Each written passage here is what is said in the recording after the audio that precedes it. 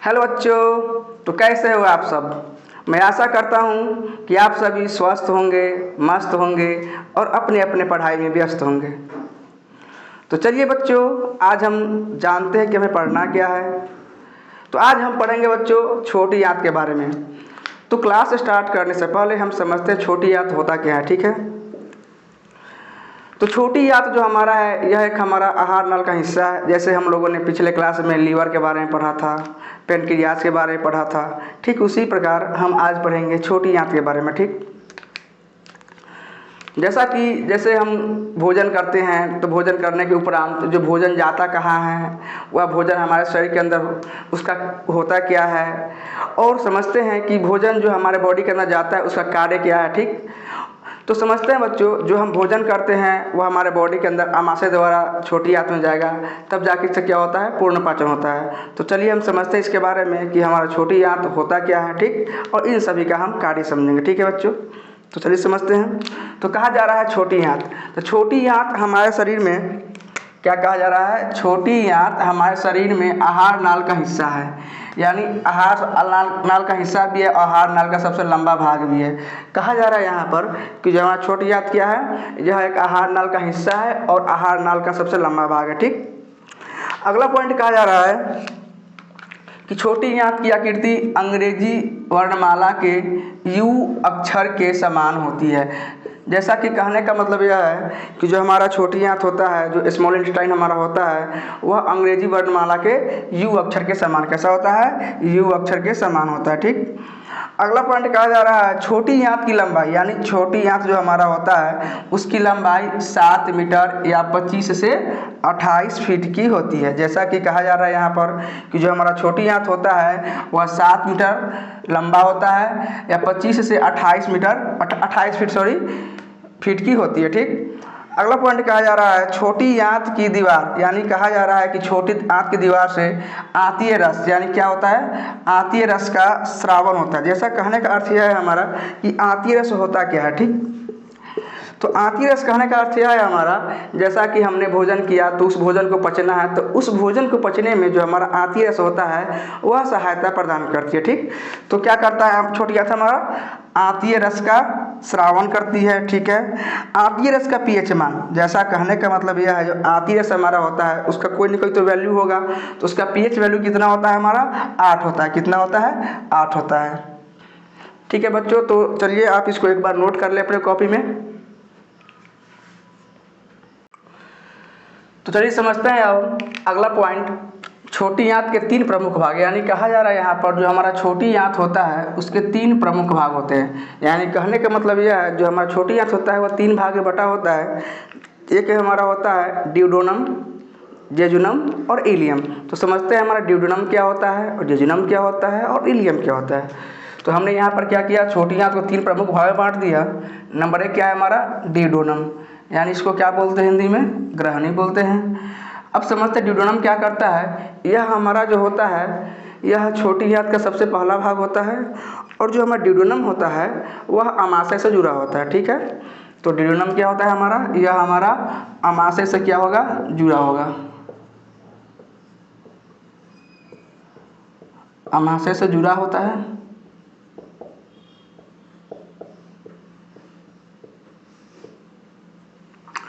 अब इसका second part है हमारा जेजुनम, ठीक। जो हमारा जेजुनम को हिंदी में क्या बोलते हैं, महामात्र बोलते हैं। जो महामात्र हमारा होता है वह 8.2 फीट का होता है। यानी जो हमारा 28 फीट या 25 फीट हमारा है उसी में हमारा ये 3 पार्ट है। जो एक हमारा क्या हुआ, ग्रहणी हुआ, ग्रहणी की लंबाई कितना है, 7.4 फीट हो गया हमारा। और जो हमारा जेजुनम हो गया यानी महामात्र हो गया, उसका 8.2 फीट इसका लंबाई है।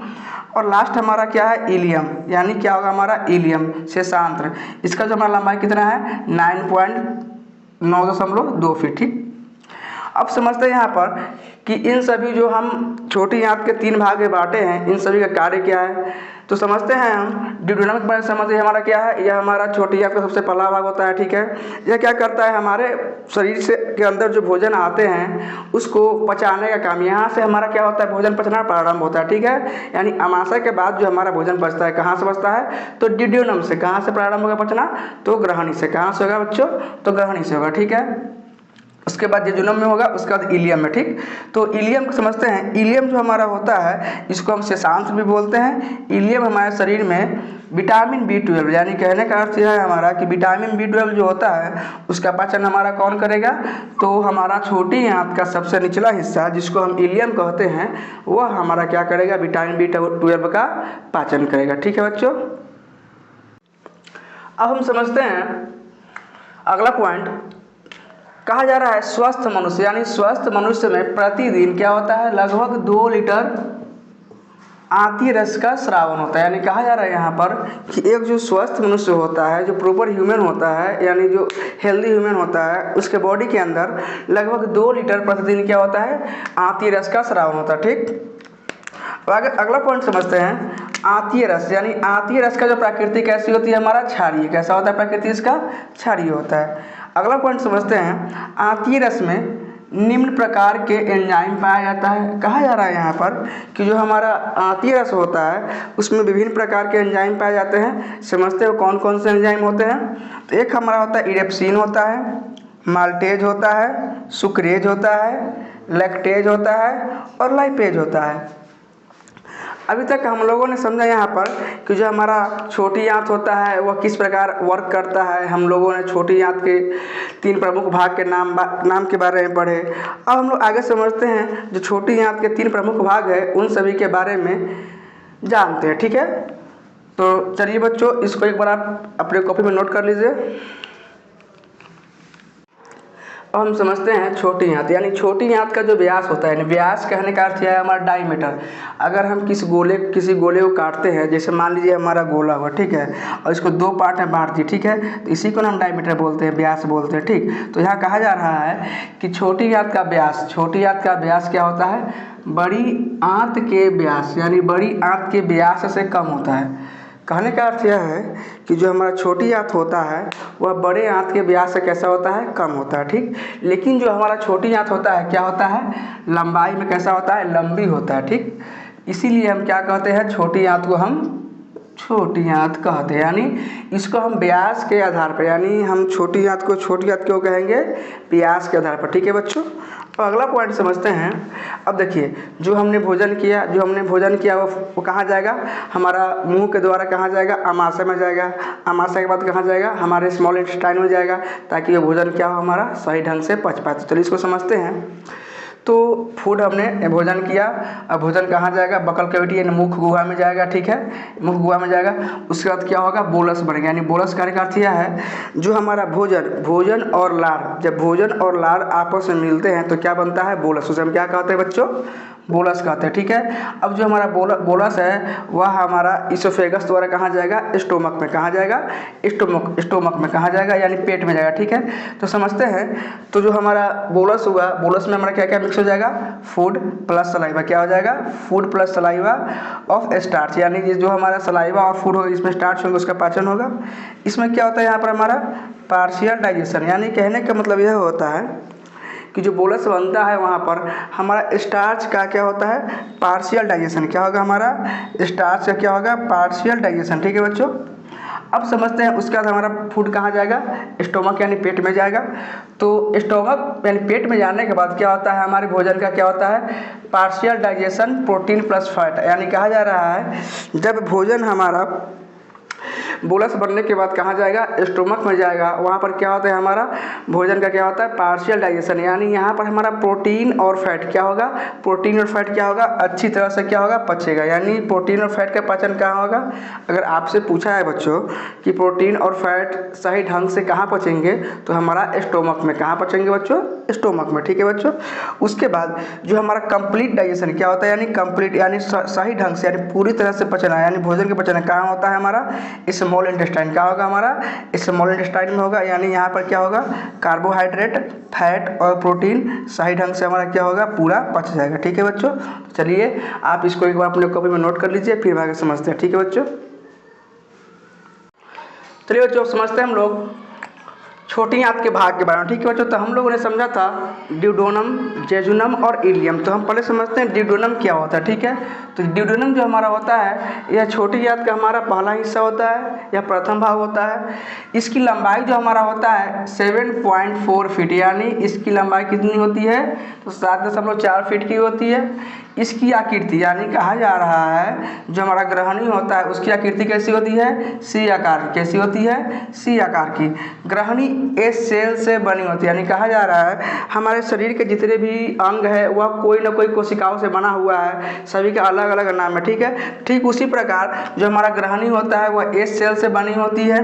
अग्नाशय, जो हमारा अग्नाशय यानी पेनक्रियाज जो हमारा होता है वह ग्रहणी और अमाशय के बीच स्थित होता है। कहाँ होता है, ग्रहणी और अमाशय के बीच स्थित होता है। ग्रहणी छोटी आंत का सबसे छोटा भाग है, यानी कहा जा रहा है जो हमारा छोटी आंत है उसका सबसे छोटा भाग कौन सा है हमारा, तो ग्रहणी यानी ड्यूडेनम होता है। ग्रहणी में वसा घुलनशील विटामिन का पाचन होता है। कहा जा रहा है कि जो ग्रहणी हमारा होता है वह क्या करता है, वैसे विटामिन जिसमें फैट की मात्रा हो, ठीक, यानी वसा की मात्रा हो, उसे क्या करता है, पचाता है या अवशोषित करता है। कौन करेगा, हमारा ग्रहणी करेगा, ठीक है बच्चों। तो चलिए आप इसको एक बार नोट डाउन कर लिए अपने कॉपी में।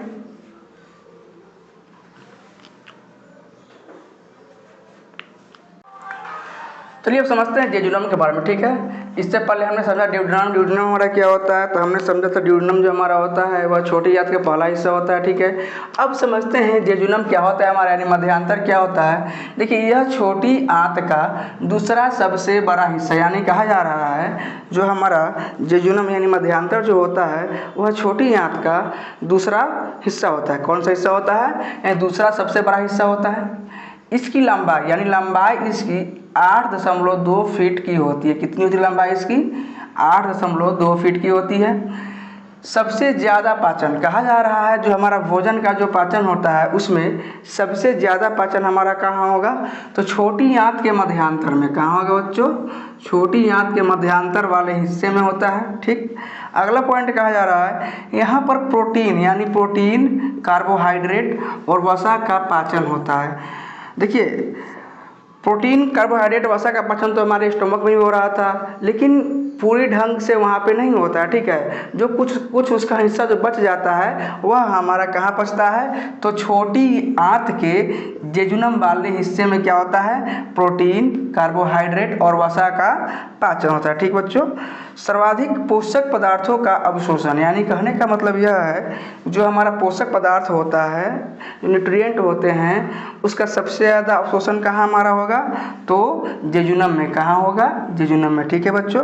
तो चलिए आप इसको एक बार अपने कॉपी में नोट कर लीजिए। चलिए बच्चों हम आगे समझते हैं इलियम के बारे में। इलियम हमारा होता क्या है, तो कहा जा रहा है यहाँ पर यह छोटी आंत का सबसे बड़ा हिस्सा होता है। यानी कहने का मतलब यह है जैसे हम लोगों ने ड्यूडेनम पढ़ा, जेजुनम पढ़ा और लास्ट हमारा इलियम है, तो जेजुनम और ड्यूडेनम से क्या होता है, हमारा इलियम बड़ा होता है। यानी जो इलियम क्या होता है, छोटी आंत का सबसे बड़ा हिस्सा होता है, ठीक है। इसकी लंबाई जो होती है हमारा 9.2 फीट होती है। यहाँ पर विटामिन B12 क्या होता है, यहाँ पर विटामिन B12 का अवशोषण होता है, ठीक है। अवशोषण या संश्लेषण यानी इसको पचाया जाता है, ठीक है। अवशोषण या संश्लेषण होता है। देखिए तो कहा जा रहा है यहाँ पर जो हमारा विटामिन B12 होता है उसका पाचन हमारा कहाँ हो गया, संश्लेषण कहाँ होगा हमारा, तो हमारा इलियम में होगा, ठीक है बच्चों। अब कहा जा रहा है यानी जो विटामिन B12 का संश्लेषण जो हमारा हो रहा है उसमें सहायक होने वाले बैक्टीरिया कौन कौन से, ठीक है। तो उसमें बैक्टीरिया हमारा कौन सा बैक्टीरिया काम करता है, सूडोमोनास बैक्टीरिया। कौन सा बैक्टीरिया, सूडोमोनास बैक्टीरिया, क्लेबसिलिया बैक्टीरिया, ठीक है बच्चों। कौन कौन सा हमारा सूडोमोनास बैक्टीरिया और क्लेबसिलिया बैक्टीरिया। और अगला पॉइंट कहा जा रहा है इलियम बड़ी आंत से जुड़ा होता है। किससे जुड़ा होगा हमारा बच्चों, इलियम हमारा बड़ी आंत से, ठीक है बच्चों। तो हम लोगों ने बच्चों आज की क्लास में पढ़ा छोटी आंत के बारे में, ठीक है। जो हमारा छोटी आंत होता क्या है, यह हमारा किस प्रकार कार्य करता है, छोटी आंत के भाग कितने होते हैं, छोटी आंत लंबा है तो कितना लंबा है, छोटी आंत जो हमारा होता है कौन कौन सा वर्क करता है, छोटी आंत में हमारा भोजन का पाचन कैसे होता है, ठीक है बच्चों। ठीक है बच्चों, तो हम अगले क्लास में पढ़ेंगे बड़ी आंत के बारे में, ठीक है। ओके बच्चों, गुड बाय।